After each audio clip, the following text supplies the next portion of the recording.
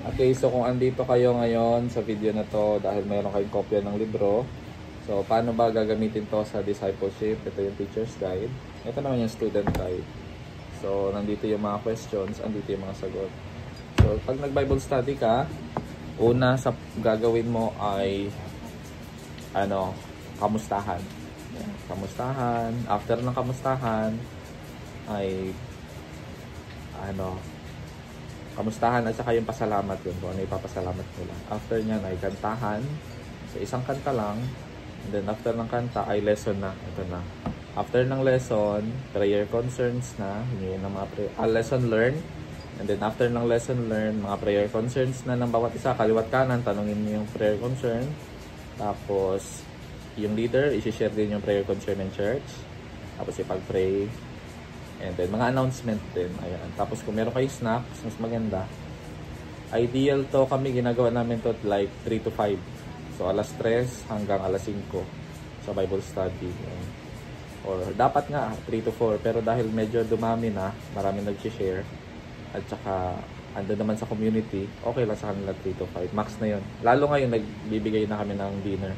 So, hindi na sila ganun ka nagmamadali. Ayan. So, yun yung how to start yung Bible study natin. So, ngayon, punta tayo sa lesson 1 para i-explain ko lang yung mga nandito na sa materials. Okay, nandito na sa material. Paano siya ituro? So, ang topic natin sa book 1 ay Identity in Christ. So, ang title ay Deeply Love. Ang text ay Ephesians 5:2.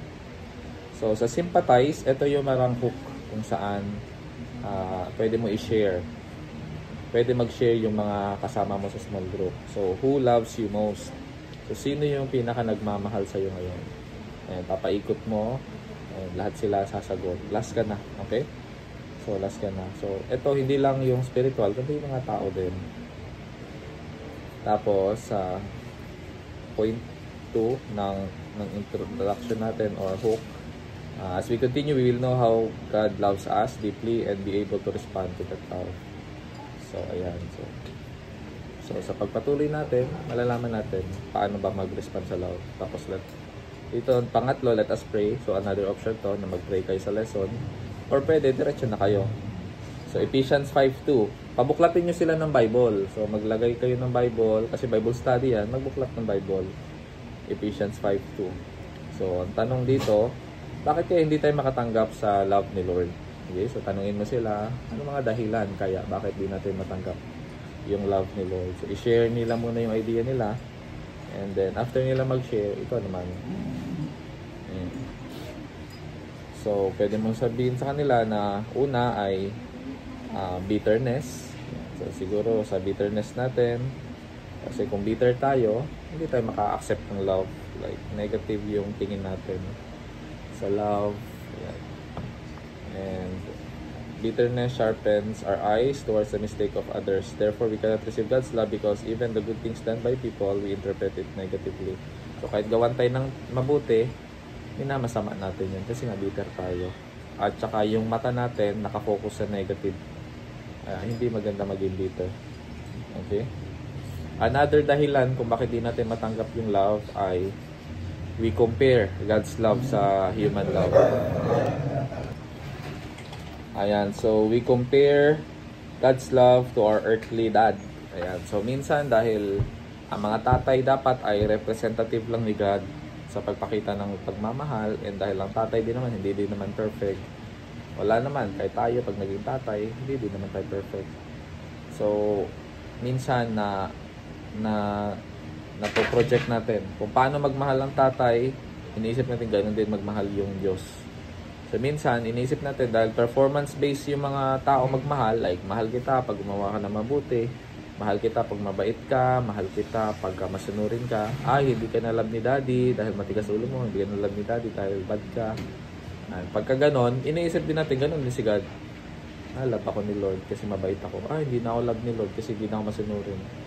So in a way, yung love na pagkaintindi natin kay God is more on filial love or human love na kung saan reciprocal love, no? Yung love na nakabase sa ginagawa natin. But in reality, every time na dinidescribe ang love ng God sa atin is always with the Greek word agape, which is unconditional love.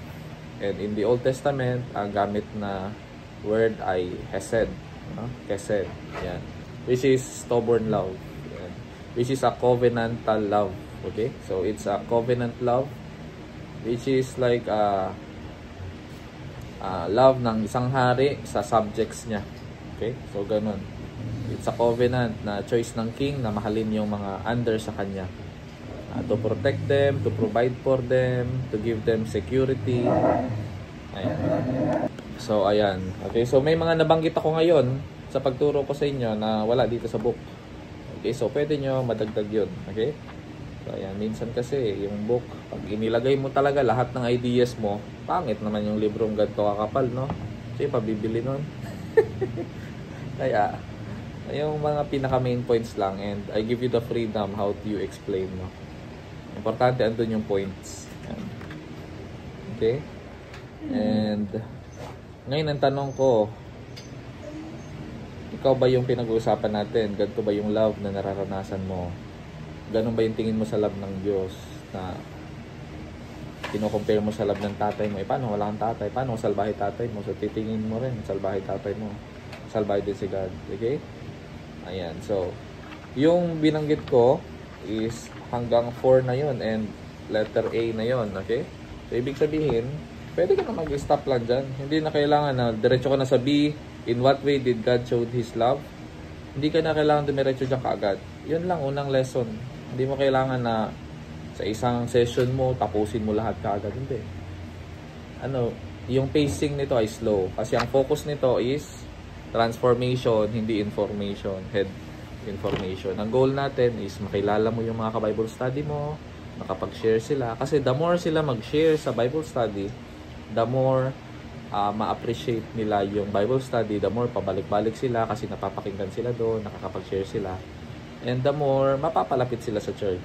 And pagka nangyari na yon, mas lalalim sila sa faith nila and mag-grow yung number nyo. Okay? So, ganun lang. Okay? So, yun yung unang session. And then, lesson learned. Mag-share na sila ng lesson learned. So, usually 1 to 3. Ayan.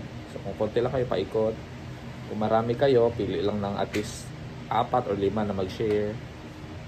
And then after nyan, ay prayer for one another, prayer concern. Tanungin mo yung kaliwa at kanan mo, anong prayer concern nila.